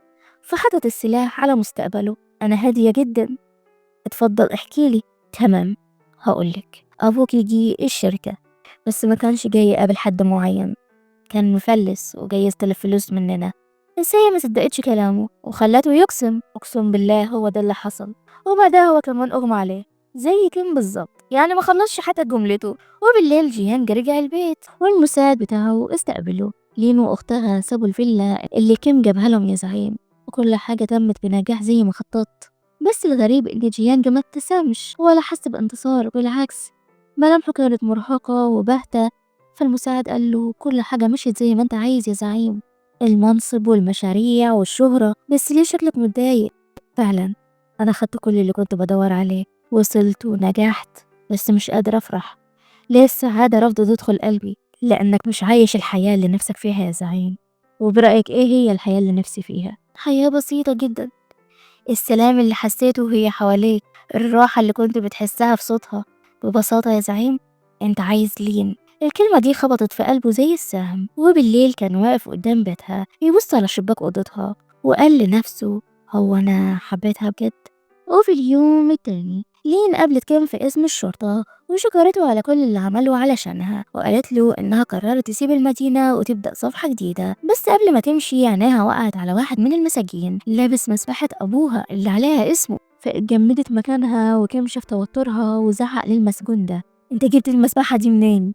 فالراجل اتوتر: كان في زوجين قبله وابن عيلة هوشينج التاني ونسيوها عنده، وأنا خدتها لنفسي كمكافأة. فلين وشها اتبدل، يعني جيانج هو اللي كان معاهم؟ وخرجت بسرعة. وأول ما خرجت المسجون قلع المسبحة ورجعها لكام. ابتسامة خبيثة: ايه رأيك في تمثيلي يا ريس؟ يا رب أكون عجبتك وتخفف لي العقوبة بتاعتي. فكيم طرده برا وابتسم بكل خباثة: منك يا راس الأفعى يا كاريزما انت. وفي اللحظة دي لين راحت لجيانج ووقفت قدامه بكل عصبية: قولي الحقيقة، انت آخر واحد قابل أبويا مش كده؟ كم اللي بعدك؟ مين اللي قالك؟ أرجوك جاوب بنعم أو لأ. فابتسم بسخرية: انت جاية وعارفة الإجابة، فليه أرد عليكي؟ فدموعها بدأت تلمع جوا عينيها. خلاص هسألك السؤال بطريقة تانية: وفاة أبويا ليك يد فيها؟ لو قلت أيوة هتعملي إيه؟ هخلص عليك. ومسكت السكين وبدون أي مقدمات كانت ناوية تخلص عليه، يعني جاية واخدة قرارها من الآخر. لكنه مسكها بقوة وبص في عينيها: انتي مش بتاعة الحركات دي يا حبيبتي، اوعي تلعبي بالحاجات دي تاني. وبص دماغها بكل حب كأنه بيودعها. فسابته ومشيت، والمساعد بتاعه اللي شبه ضمير المتكلم قرب منه: انت ليه مش بتقول لها الحقيقة يا زعيم؟ لأنها هتكره نفسها لو عرفت الحقيقة، فسيبها تكرهني وتموتني أحسن ما تعرف الحقيقة وتموت بالبطيء. فلين رجعت البيت غرقانة في دموعها، لقت كيم مستنيها وقلقانة عليها: في ايه؟ بتعيطي ليه؟ جيانج طلع هو السبب في موت أبويا وأمي. فحضنها: ما تضيعيش حياتك في الانتقام، أنا عندي خطة عبقرية تجيبي حقك فيها. وقعدوا سوا وبدأ يقول لها الخطة: إحنا قبضنا على عصابة المخدرات، بس لسه الراس الكبيرة اللي كانت بتحرك كل حاجة عايزين نقبض عليها. قصدك إيه بالظبط؟ أقصد اللي انتي فهمتي، هو جيانج. عندنا اشتباه إنه شغال في تجارة المخدرات مع العم زانج. فعقلها بدأ يغلي وبقت بتتخبط بين كلامه وكلام جيانج اللي عكس بعض، ومش قادرة تصدق مين الصح ومين الغلط. أبوكي كان شاهد على صفقة جيانج مع العصابات، ولما رفض يتعاون معاهم خلصوا عليه. والمطلوب مني ايه دلوقتي؟ سمعنا إنه عنده صفقة بعد بكرة، بس مش عارفين المكان، وانتي الوحيدة اللي تقدري تقربي منه. لو قدرتي تثبتي جهاز التعاقب ده عليه هتساعدينا جدا. بس أنا لسه متخانقة معاه وهو مش هيرجع يثق فيا تاني. بس عندي طريقة تانية ممكن نعملها. ازاي؟ نمثل عليها دراما خطوبة رومانسية. وفي اليوم التاني لين كانت بتجهز قدام المراية، شعرها نازل على كتفها ونظراتها حزينة، قلبها كان محطوط بين نارين. وفجأة جيانج دخل ومسكها بقوة: انتي وافقتي على الخطوبة دي بجد؟ ايوه طبعا، بس لو هتموت قدامي دلوقتي ممكن ارفض اخوك واغير رأيي. فقرب منها وحضنها: بس اعتقد لو شافنا مع بعض في السرير هتبقى ضربة اقوى. فقد سيطرته وحاول ياخدها بالغصب، وهي زقته بكل قوتها. فالولاعة وقعت على الارض واتبدلت بولاعة كيم اللي فيها جهاز التجسس. انتي لازم تبعدي عنه فورا، لو استمرتي معاه ههد الدنيا دي كلها على دماغك. فابتسمت بهدوء مستفز: بس انت مش هتعمل كده لأنك بتحبني. أنا مش بحبك. لو مش بتحبني كنت تنقذني ليه؟ أو جاي تخرب خطوبتي ليه؟ انت بتكذب على نفسك يا جيانج. فصرخ في وشها: اسكتي خالص. خد علبة السجاير بتاعته والولاعة ومشي. وبعدها كيم دخلوا معاه أختها الصغيرة، ولين مسحت دموعها وسلمته الولاعة. الخطة نجحت بذكاء، ودلوقتي جيانج معاه الولاعة اللي فيها جهاز التعاقب. وبعد شوية لين كانت قاعدة مع أختها الصغيرة: انتي ليه دايما لابسة دبوس الشعر ده؟ مع إن أنا جايبالك كتير غيره. لأنه هدية من عمو جيانج. انتي بتحبيه قوي كده؟ أيوة، لأنه طيب ولطيف جدا. طيب لو عرفتي إنه حاول يأذي أختك هتحبيه برضه؟ هو مستحيل يعمل كده، لأنه لطيف جدا. ده لما كنت بخاف كان بيطبطب عليا ويقولي أختك بنت شجاعة ومش هتسيب حقها، وأنا مش هسيب حد يأذيها، وكلام جميل. فالكلمات دي وجعت لين جدا. قلبها بيقول لها جيانج بريء، لكن عقلها بيقول لها إنه قاتل وشرير. فقررت تواجه الحقيقة دي بنفسها. كلمت مساعد جيانج وقابلته بالسر. فاكرة لما حكيتلك عن طفولته؟ أيوة فاكرة، لما قلت إن أمه ماتت بنوبة قلبية. أيوة بالظبط، بس دي مش كل الحقيقة. أمه ماتت بعد ما حد بدل دواء القلب بتاعها، والمريب إن كيم هو اللي استلم الدواء بتاعها. فلين وشها اتجمد ومبقتش فاهمة. فقال لها واللي أغرب من كده إن كل اللي بيقرب من الزعيم جيانجي لازم يموت بطريقة غامضة، وكيم بيكون دايما موجود حواليهم.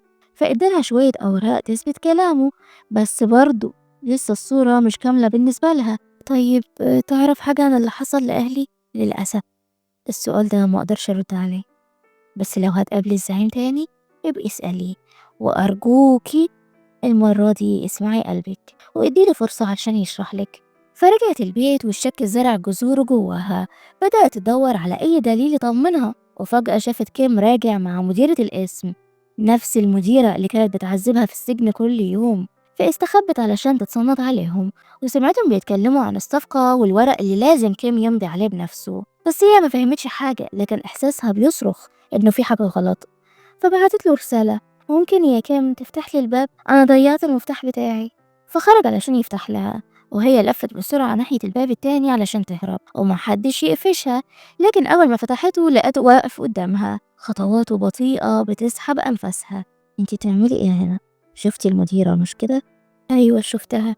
فقرب منها أكتر. ما تخافيش، دي كانت جاية تبلغني بتفاصيل السجن، أصله كان عندنا تفتيش وحوار الورق اللي انت سمعتيه ده والصفقة. فكان قصدها على صفقة المخدرات بتاعة جيانج. ما انت عارفة كل الخطة، بس كلامه كان فيه حاجة مريبة هي مش قادرة تطمن له. فقال لها ارتاحي شوية ونامي، أكيد دماغك تعبت من التفكير بالفترة الأخيرة دي. مش هقدر أنام، لازم أروح أجيب أختي من المدرسة. فسابها تمشي، وبمجرد ما خرجت ابتسم ابتسامته الباردة، وافتكر لما كان بيبعت المديرة والمساجين علشان يعذبوها، وبعدين يدخل بنفسه يضمد جروحها اللي هو سببها علشان يفضل دايما في نظرها الملاك البريء، رغم إنه هو الشيطان اللي دمر حياتها. كانت ماشية في الشارع ودماغها بتلف في دوامة أفكار وشكوك، قلبها مش مرتاح. وفجأة رجالة كيم هجموا عليها وخدوها. كانت بتصرخ وبتحاول تقاوم، بس صوتها اتكتم. والبطل اللي عمره ما تأخر عليها وصل في وقته، دخل وسطهم وأنقذها منهم. قرب منها وبدل ما تشكره كانت مستغربة وجوده. انت بتعمل ايه هنا؟ المساعد قال لي إن كنت بتسألي عليا فقلقت عليكي وجيت أشوفك. وكيم كان واقف بعيد وشايف اللي حصل، واتعصب إن خطته باظت وكل حاجة خرجت عن السيطرة. فقرب منهم بسرعة قبل ما لين تقع بلسانها، مسك إيديها بقوة. لين خطيبتي، وأنا مش هسمح لك تدخل بنا. بس جيانج وقف قدامه: وأنا مش هسيبها ترجع مع واحد مجنون ومريض نفسي زيك. بس الصدمة اللي لين وقفت مع كيم ودافعت عنه وطردت جيانج كأنه عدوها، وهو واقف مصدوم مش قادر يصدق إن البنت اللي ضحى بكل حاجة علشانها واقفة ضده بالشكل ده. هو كم عمل لها عمل على رجل جمل ولا ايه؟ فكان بصله بنظرة انتصار شيطاني، وبكل هدوء شال لين على ايده ودخل بيها للبيت، كأنه بيأكد له انه هي بتاعته هو وبس. جوه البيت الجو كله كان كتمة وغموض، ولين قاعدة على الكنبة عينيها مليانة قلق. فقال لها: واضح ان اعصابك مشدودة، هعمل لك كوباية شاي تروق أعصابك. فدخل صب لها الشاي وحط لها منوم وقدمه لها، وصوته ناعم جدا بس وراه نية سودة: اشربيه هيريحك جدا. فخدت الكوباية وابتسمت وشمت ريحة الشاي الغريبة دي، فحاولت تمثل إن كل حاجة عادية ومش واخدة بالها. هو أنت هتخرج النهاردة؟ أيوة، عندي تفتيش في القسم لازم أكون موجود. ابتسمت له بكل هدوء، وخدت شفطة صغيرة جدا من الشاي وبص عليها وهي بتدوخ وعينيها بتغمض لحد ما نامت. ضحك بشر وخرج من البيت وهو مطمن إنها نايمة بسلام. بس أول ما قفل الباب فتحت عينيها لأنها ما بلعتش الشاي أصلا، وقالت لنفسها أنا مش هسيبك توقعه في الفخ ده يا كيم، هي لازم تنقذ جيانج قبل ما يفوت الأوان. اللي كان قاعد لوحده جيانج اتعلم يخبي وجعه ويمسح دموعه قبل ما تنزل، بس المرة دي وجعه كان كبير، مش قادر يتقبل إن لين خلاص مش واثقة فيه، دايما بتصده كأنه العدو مش الحبيب. فضل ساكت بينه وبين نفسه بيضحك بسخرية على القدر اللي مصمم يعذبه. بس فجأة الباب اتفتح وشوية بلطجية دخلوا عليه، ففهم على طول إن دول تبع أخوه الخبيث. حاول يتفاداهم بس كانوا مسلحين وهو بيحاول يدافع عن نفسه وسطهم، لكن قبل ما الضربة الجاية توصله لين دخلت عليهم ووقفتهم. لو فضلتوا ثانية كمان أنا هخلص عليكم واحد واحد. وكلهم اتجمدوا لما شافوها واقفة قدامهم بعينيها المليانة نار وشرار دي، هربوا بسرعة زي الفيران، فجريت عليه بكل خوف وشافته واقع مصاب في ظهره اللي بقى خريطة من كتر الجروح من بداية المسلسل، ومفيش غير ظهره بس اللي بيتصاب. فقربت منه علشان تعقم له الجرح ووشه كله قلق. استحمل مشي، الكحول ده بيحرق شوية. وأول ما رشت الكحول على الجرح جسمه كله انتفض من كتر الوجع. انت لازم لك دكتور يخيط لك الجرح ده، التعقيم مش كفاية. فبصلها وهو بيتألم بس عينه كانت مليانة حب. انت دائي ودوائي يا لين. الكلمة هزت قلبها وقرب منها أكتر. ولأول مرة لين بتبادله المشاعر وبتحس بكلامه وهو طالع من جوه روحه مش من لسانه. فقال لها ممكن ما تسيبينيش تاني، افضلي جنبي للأبد أرجوكي. فعينيها دمعت من قوة المشاعر. حاضر، أوعدك مش هسيبك، بس ممكن بقى تقولي الحقيقة، أبويا مات ازاي؟ فخد نفس عميق وقال لها أبوكي جه الشركة علشان يستلف فلوس، علشان الشركة بتاعته كانت هتعلن إفلاسها وأنا كنت المسؤول عن الخزنة. قلت له يستناني، بس وهو خارج شاف كيم والعم زانج بيستلموا صفقة مخدرات، ولما قابلته حكالي عن اللي هو شافه. وأنا قلت له يستخبى لأنه تقريبا كده كان يوم عيد ميلادك، كان هو بيحضر لك لمفاجأة، بس معرفش يكملها لأنه كيم كان أسرع مننا كلنا وقدر يخلص عليه علشان يدفن السر ده معاه. فعيطت، يعني كيم هو اللي خلص عليه علشان ما يفضحوش؟ بالظبط كده، بس كيم ده ذكي جدا وبيقدر يعمل كل حاجة من غير ما ايده تيجي في الموضوع. فعيطت وبدأت تضحك على نفسها وعلى غبائها بكل سخرية. يعني الحقيقة كانت قدامي طول الوقت وأنا صدقت التمثيل بتاعه. أنا ما قدرتش أقولك، كنت خايف لأن ده كان يوم عيد ميلادك وأبوك كان رايح يحجز لك حفلة كبيرة وقاعة أكبر، عايز يعمل لك كل اللي نفسك فيه، بس الوحوش دول سبقوه. خفت إنك تشيلي ذنب مش ذنبك، فقرب منها وحضنها ووعدها إنه هيساعدها في الانتقام وياخد حقها. بعدها بنشوفهم خطفوا مديرة القسم اللي كانت بتعذب لين، وقالت لها بكل برود صدقيني أو ما تصدقينيش بس إحنا بنحاول ننقذك. كيم ده مش بني آدم طبيعي، ده سايكو خطير، حتى عمه خلص عليه بإيده، فأنت لازم تقولي لنا كل حاجة عنه. المديرة كانت بتضحك بكل خوف ورافضة تصدقهم، لكن جيانج قال لها أنا عارف إنك بتعملي كل ده علشان ابنك، أنت محتاجة فلوس للعملية بتاعته وأنا هتكفل بالعملية صدقيني، وهديكي كل الفلوس اللي انت عايزاها بس قولي لنا كل حاجة. فسكتت للحظة وبعدين اقتنعت بكلامهم وبدأت تحكي لهم كل حاجة عن كل القذارة اللي كان بيغطيها، غسيل الأموال واستغلال المساجين ومصايب كتيرة أوي سعادتك. كيم طلع شيطان في هيئة إنسان. بعدها كيم اترقى وبقى عنده صلاحيات مطلقة في الاسم وناوي يهدم الحي القديم كله من أوله لآخره علشان مشروع جديد ويبوظ حياة ناس كتير. فقرروا يتفرقوا، كل واحد يعمل مهمة ويوقفوا الكارثة دي قبل ما تحصل. وقبل ما يمشوا بصوا لبعض نظرة مليانة حب مع قبلة وداع، ووعدها إن دي آخر مرة هيبعدوا فيها عن بعض. جيانج وصل لبيت جده علشان يمنع الهدم اللي هيحصل في الحي القديم، لأنه لو تم هو اللي هيتحبس لأنه هو اللي ماسك شغل جده دلوقتي. فجي علشان يطلب من جده يلغي المشروع، لكن وصل متأخر ولقاه وداع الحياة. كان خلص عليه زيه زي أي حد وقف في طريقه، فاتعصب وراح له البيت. ولما دخل لقى المشهد اللي وجعه أكتر من أي رصاصة، لين متربطة وكيم قاعد جنبها مستني اللحظة دي من زمان. فجيانج اضطر يرمي سلاحه على الأرض وكيم كان بيتكلم بكل سخرية جدي العزيز، كل اللي يهمه العيلة وسمعتها، وأنا كنت ببص لقدام، ببص للمستقبل. قلت له يا جدي المخدرات سكتها حلوة برضو وهتنفعنا، بس ما سمعش كلامي، وأنا اللي ما يسمعنيش ما يلزمنيش. وضحك ضحكة مجنونة وديانج زعقله: طيب وأمي ذنبها إيه في كل اللي حصل؟ فكيم ابتسم: ملهاش أي ذنب بصراحة غير إنها أمك.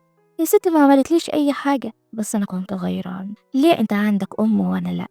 فكان لازم أموتها علشان نتساوى. كيم فقد عقله خلاص، الحقد أكل قلبه وقال له: اسمع الكلام يا جيانج، روح وسلم نفسك للبوليس، قول لهم انك انت اللي قتلت جدك علشان تتجوز خطيبتي، وقال لها هخلص عليها قدامك حالا دلوقتي. ولين كانت بتحاول تكلمه بعينيها بتقول له بلاش تعمل كده، بس هو ما قدرش يشوفها تتعذب اكتر من كده كمان. سيبها في حالها، انا هسلم نفسي. وخرج علشان يسلم نفسه، وكيم فضل معاها وجاب لها كوباية مية علشان تبل ريقها، لكنها رفضت تاخد أي حاجة من إيده. فضحك أكتر: ماشي يا ستي، اسمعي بقى الأخبار الحلوة دي. جيانج لو سلم نفسه هياخد إعدام، وهتبقي ليا لوحدي. انت واحد مجنون. مجنون بس بحبك. اللي زيك ما يعرفش يحب يا كيم، لأن قلبك ميت من زمان. فقرب منها وعينه مليانة شر. مش عارفة أنا هشوفه طيب إزاي بعد كده بنظرته دي. قولي اللي تقوليه، المهم أنا عارف إنك ليا لوحدي. فوصلت له مكالمة من رجالته: البضاعة وصلت يا ريس، والرئيس لي عايز يشوفك بنفسه. فسابها ومشي. وبعد شوية جيانج دخل من الشباك، ولما شافته اتصدمت: هو انت ما اتقبضش عليك؟ فابتسم لها: ما أنا قدامك أهو، بس احنا لازم نهرب قبل ما يرجع. فحضنته بقوة عشان تطمن قلبها إن هو فعلا حقيقي قدامها مش مجرد خيال. وفي مكان تاني جوه الكنيسة القديمة، كيم كان رايح يستلم البضاعة، بس البوليس دخلوا وحصروه من كل حتة. كان فاكر نفسه جاي يستلم البضاعة من الريس لي، بس الريس لي ده كان شرطي متخفي، وكل الناس اللي واقفين حواليه دول من الشرطة، لأن جيانج هو اللي كان متفق مع البوليس على كده. فلين قالت له: سلم نفسك، خلاص انتهى زمن الإنكار والخداع يا كيم. فضحك بسخرية وبص على جيانج: يعني هو ده اللي انت اخترتيه؟ ده اللي انت حبيتيه بجد؟ هو أحسن مني في ايه؟ ما أنا حبيتك برضه. فجيانج رد بهدوء: انت ما بتعرفش تحب ولا عندك قلب، انت كنت عايز تمتلكها مش أكتر. في فرق كبير بين الحب والامتلاك. فضحك: الحب ده أكتر حاجة ملاش لازمة في الحياة، علشان انت عمرك ما عرفته. وجيانج طلع سلاحه وقال له: خلاص يا كيم، كده جيم اوفر. بس كيم ضحك وخد السلاح من ايده: انا اللي اقرر نهايتي واختار مصيري، مش انت اللي هتتحكم بيا. فضغط الزناد وانتهت قصته برصاصة واحدة. وبعدها كل السواد اختفى من حياتهم. النار اللي ولعها كيم حرقت الكل، بس في الآخر حرقته هو كمان. يمكن الشر عمره ما بينتصر، بس دايما بيسيب أثر. جيانج فضل شايل وجع الخيانة من أخوه، وبيحاول يعوض كل الغلط اللي اتعمل باسمه، وبقى حاكم عيلة هوشينج ومعاه مفاتيح كل أملاكها. ولين سافرت مع أختها لمكان بعيد، لقوا حياة تانية، حياة بسيطة مليانة ضحك وهدوء. ولما رجعت بعد شهور دخلت عليه وهو كان قاعد في الأوضة، وأول ما شافها قلبه دق وكأنه أول مرة يشوفها. فقال لها بهزار: انتي مين يا حلوة؟ فضحكت: في حد طلب مني آجي وأغويك. فقرب منها: انتي مش محتاجة تغويني، لأني واقع من زمان، أنا غرقان في حبك ومش عايز حد ينقذني. فقرب منها أكتر ومسك إيديها وقال لها بابتسامة دافية: عندي ليكي مهمة جديدة. تاني؟ هو انت ما بتحرمش؟ فطلع الخاتم من جيبه وقال لها: تقبلي تكوني مراتي وقرة عيني؟ فضحكت بكل خباثة: بس انت ما ركعتش وقدمت لي الخاتم زي ما بشوف في المسلسلات. فابتسم وركع قدامها فعلا ولبسها الخاتم، ونظراتهم ختمت كل الحكاية. يمكن دي نهاية المسلسل، بس كانت بداية حياتهم هما الاتنين. بعد وجع وخيانة وألم أخيرا بقوا لبعض. والحد هنا بينتهي مسلسلنا. دمتم بخير.